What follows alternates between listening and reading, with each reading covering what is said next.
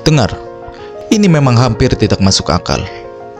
Sekitar 20 tahun yang lalu, bahkan sebelum Messi memulai debutnya bersama Barcelona, Ronaldo telah memainkan laga final internasional pertamanya. Jika berbicara sekarang, sulit untuk melepas image GOAT dari mereka berdua. Tetapi sebelum turnamen tersebut, Ronaldo hanyalah seorang pemain cadangan di United. Dia hanya mencetak 12 gol sepanjang karirnya. Hanya sekali bermain penuh selama 90 menit untuk Portugal.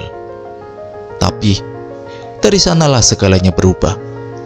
Setelah turnamen itu selesai, semua orang di Eropa mengetahui namanya. Dia dengan mudah menjadi wonderkid dengan nilai tertinggi di dunia, dan akan berada di urutan ke-12 dalam Ballon d'Or pada akhir tahun. Itu terdengar seperti sebuah kesuksesan. Tetapi pada kenyataannya, sampai hari ini, turnamen itu, final itu, adalah momen terbesar dalam karirnya. Momen haru dengan perasaan campur aduk. Karena hari itu, Portugal menjadi satu-satunya negara tuan rumah dalam sejarah kejuaraan Eropa yang berhasil mencapai final.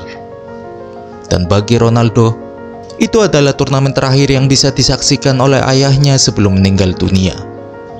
Seperti yang pernah dikatakannya, ayah saya sering mengatakan kepada teman-temannya bahwa anaknya akan menjadi yang terbaik di dunia. Sekarang saya telah memenangkan semua piala ini dan dia tidak sempat menyaksikannya.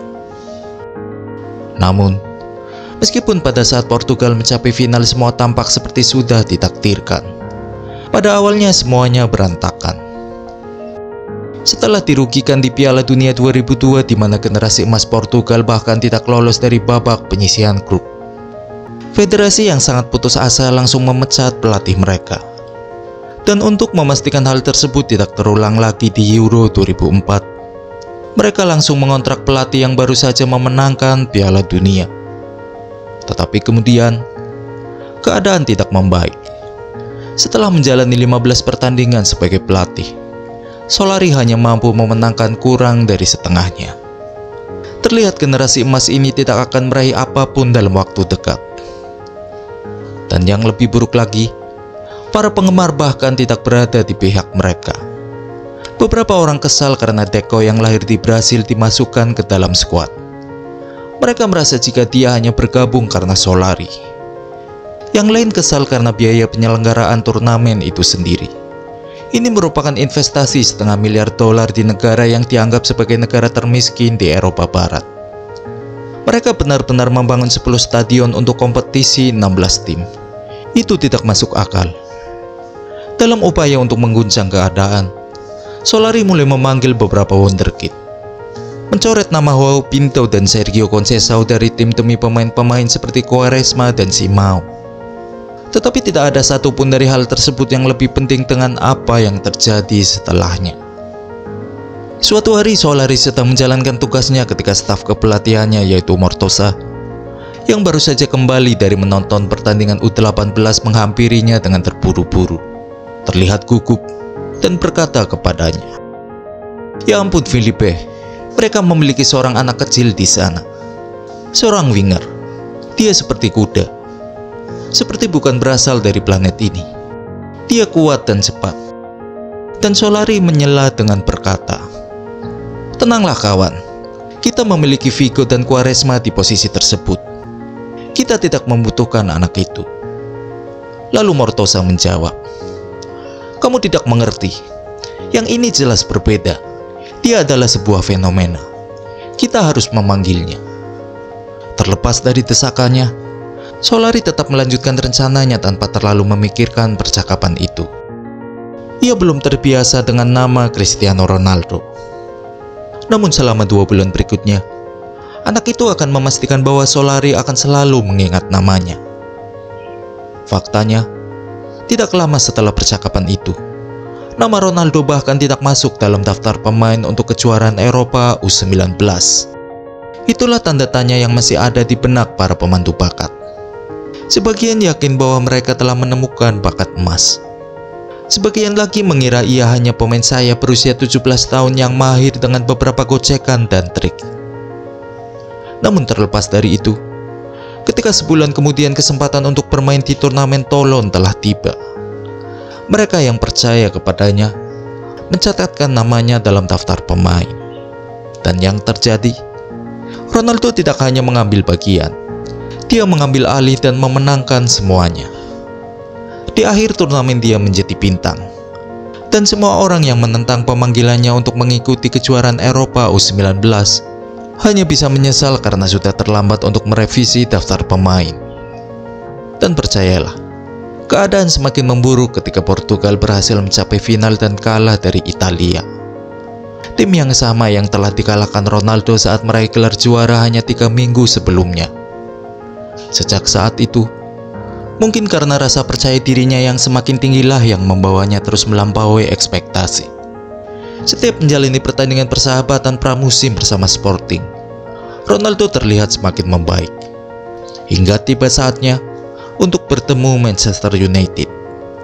Semua orang tahu apa yang terjadi di sana. Ronaldo memaksa para legenda setan merah untuk tunduk pada seorang remaja dan mengakui kekalahan, mempermalukan United dengan kemenangan 3-1. Pada saat Ronaldo tiba di rumah, teleponnya pasti sudah berdering. Karena United tahu satu hal, mereka tidak akan bisa mengalahkan pria ini suatu saat nanti. Jadi akan lebih baik jika memilikinya di tim mereka. Dan jelas, begitu Ronaldo menjadi remaja termahal dalam sejarah Premier League, Solari semakin yakin bahwa Mortosa adalah benar. Anak ini adalah sebuah fenomena. Dan di atas semua itu, dia adalah cahaya di ujung terowongan. Sebuah senjata rahasia untuk membalikan nasib mereka di Euro. Jika beberapa waktu yang lalu masih menjadi perdebatan apakah dia harus bergabung dengan tim U19 atau tidak, kini pemanggilannya ke tim senior bahkan tidak perlu diperdebatkan lagi. Pada pertandingan pertamanya, generasi emas Portugal dapat melihat bahwa ia akan bersinar lebih terang dari mereka semua. Dan ketika ia terus berlari dengan kecepatan penuh ke arah pertahanan lawan berulang kali, beberapa orang bahkan mengkhawatirkannya. Fernando Couto sering terlihat berteriak di atas lapangan, "Bernapaslah nak, bernapaslah." Mereka dapat melihat bahwa Ronaldo adalah predator yang berbeda. Di ruang ganti, ia tidak pernah malu. Di sana ia terus bermain untuk menggiring bola melewati rekan-rekannya. Mereka mengatakan, kadang-kadang Ronaldo akan bermain sangat keras di ruang ganti, sehingga pada saat tim pergi ke terowongan untuk bersiap menghadapi pertandingan, ia telah basah kuyup oleh keringat. Solari benar-benar harus mengunci tas bolanya agar ia bisa beristirahat. Tetapi jika mentalitasnya sudah berada di level yang berbeda, hal itu jelas terbantu oleh para pemain yang ada di sekelilingnya. Seperti yang dikatakan oleh Solari, rekan-rekan setimnya mendukung mentalitasnya. Mereka tidak merasa terganggu, mereka merasa terhibur. Mereka selalu memberikan bola kepadanya dan berkata, "Ini dia nak, lakukanlah keajaiban, kami akan membantumu." Mereka lebih dari sekedar tim, mereka adalah keluarga. Dan kemudian mereka menjalani laga pembuka melawan Yunani. Namun, dengan disaksikan oleh seluruh dunia, mereka justru mengecewakan semua orang. 7 menit laga berjalan, mereka sudah tertinggal. Saat jeda turun minum, Ronaldo masuk. Tetapi seperti yang dikatakan oleh Costinha, sebenarnya ia sangat ingin melakukan perubahan. Ia berusaha keras untuk setiap bola yang ia dapatkan, sampai-sampai ia melakukan kesalahan. Dan meskipun dia dapat mencetak gol sebelum pertandingan berakhir, hal tersebut tidak cukup untuk meringankan beban laga berikutnya. Portugal harus memenangkan pertandingan melawan Spanyol dan Rusia. Segala sesuatunya harus berubah, dan Solari mengambil beberapa langkah tepat. Dia membuat satu keputusan yang akan mengubah jalannya turnamen. Dengan melihat daftar pemain cadangan, ia menyadari bahwa tim memiliki 3 pemenang Liga Champions yang hanya duduk di pinggir lapangan. Jadi Solari mulai memainkan ketiga pemain itu sebagai starter, dan segalanya langsung berubah. Hanya 7 menit di pertandingan kedua melawan Rusia, 2 dari mereka yaitu Deco dan Maniche berkolaborasi untuk menciptakan gol pertama.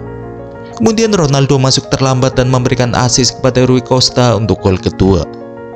Kini satu-satunya tim yang menghalangi mereka ke babak sistem gugur tak lain adalah rival abadi mereka, Timnas Spanyol. Tim yang tidak pernah mereka kalahkan dalam 23 tahun terakhir.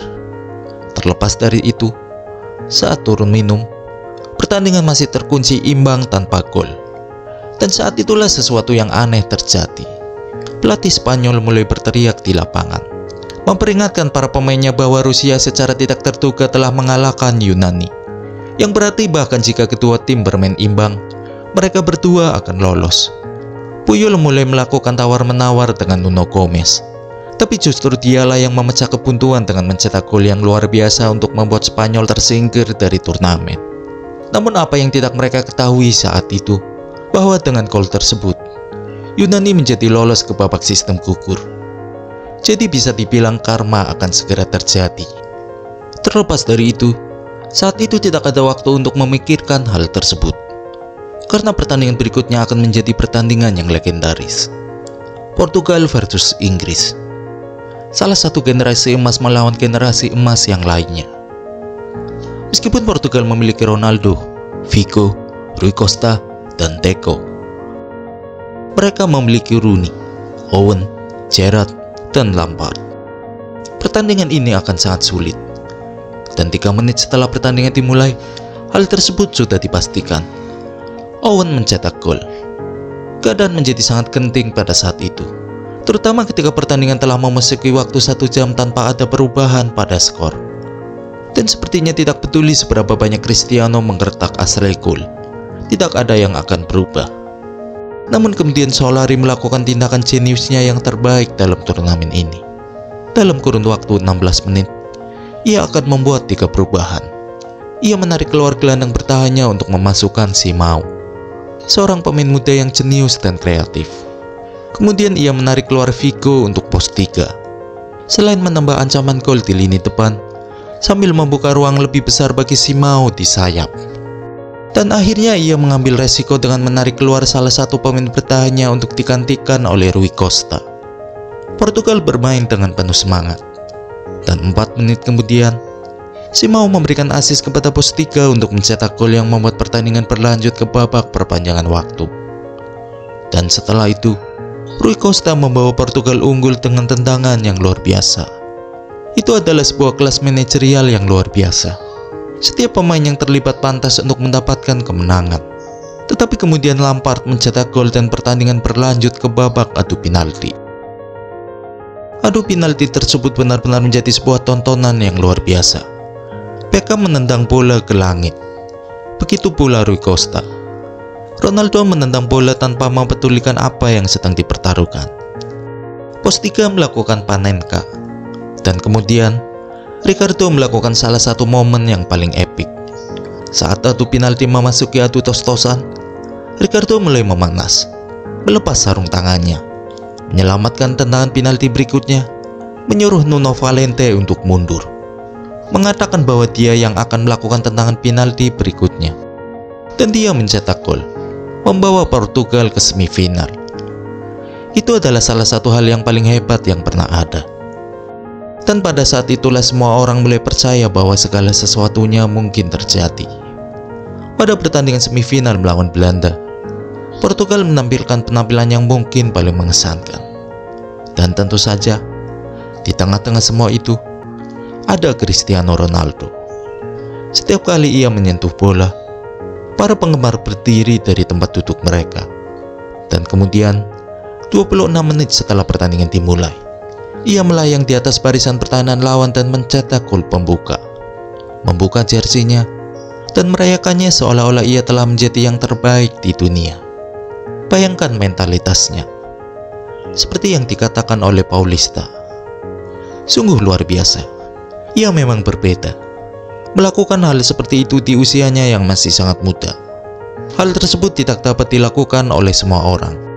Saat itu semua orang menyadari bahwa dia bukan hanya seorang pemain yang hebat. Kita sedang menyaksikan salah satu penghibur terhebat dalam sejarah olahraga. Dan tentu saja dia tidak berhenti sampai di situ.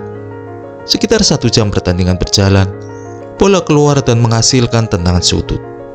Seharusnya Figo yang mengambilnya, tetapi sekali lagi keberaniannya muncul.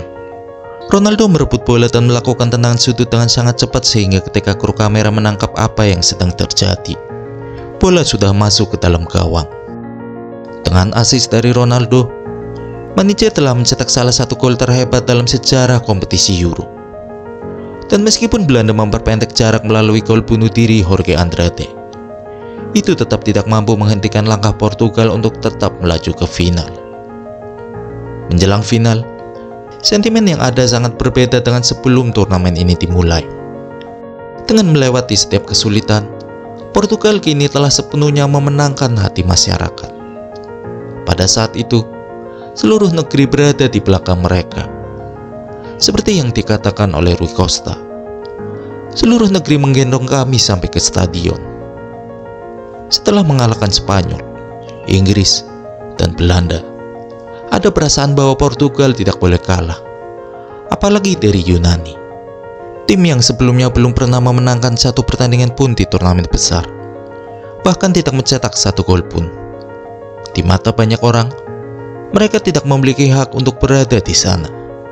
Mengutip The Guardian, mereka adalah satu-satunya tim yang tidak diunggulkan dalam sejarah yang semua orang mengharapkannya untuk dikalahkan. Yunani berhasil melaju ke final dengan rata-rata 48 tackle per pertandingan. Tidak pernah mengalahkan satu tim pun dengan lebih dari satu gol. Dan semua gol yang mereka cetak di babak sistem gugur berasal dari umpan silang ke dalam kotak penalti. Permainan mereka tidak lebih dari sekedar sepak bola yang membosankan. Namun pada kenyataannya, ada keindahan dalam permainan sepak bola yang buruk. Meskipun terlihat seperti sebuah paradoks, para pemain Yunani benar-benar istimewa. Minimnya pemain berbakat digantikan dengan kekompakan. Mereka adalah 23 orang yang berhasil menempatkan diri mereka di puncak dengan cara mereka sendiri. Bukan maksud mereka untuk merendahkan seni dalam sepak bola. Ketika pertandingan dimulai, seharusnya tidak mengejutkan siapapun bahwa dalam 9 menit pertama, waktu terbuang sia-sia. Tapi yang lebih mengejutkan, semua itu akan ditentukan oleh satu gol, sebuah umpan silang ke dalam kotak penalti. Itu merupakan satu-satunya tendangan sudut yang mereka dapatkan, satu-satunya tembakan tepat sasaran. Namun juga merupakan satu-satunya hal yang dibutuhkan untuk membuat pertandingan tersebut menjadi tragedi terbesar dalam sejarah sepak bola Portugal. Tragedi yang berakhir dengan air mata. Kamera menyorot Ronaldo yang tidak berhenti menangis. Pada saat itu, terasa sangat menyedihkan. Tetapi jika dilihat kembali, ada sesuatu yang mengagumkan tentang hal itu. Karena seperti yang dikatakan oleh Costinha, lucu sekali mereka bisa menyorotnya. Itu adalah momen kelahiran seorang bintang. Dan jika ada yang masih meragukannya, saya akan memberitahu satu hal terakhir. Ketika Ronaldo tiba di ruang ganti, dia menyaksikan sebagian besar generasi emas mengklaim bahwa mereka telah menyia-nyiakan peluang terakhir. Ronaldo berdiri dan berkata kepada mereka, "Saya tahu ini tidak akan menjadi yang terakhir.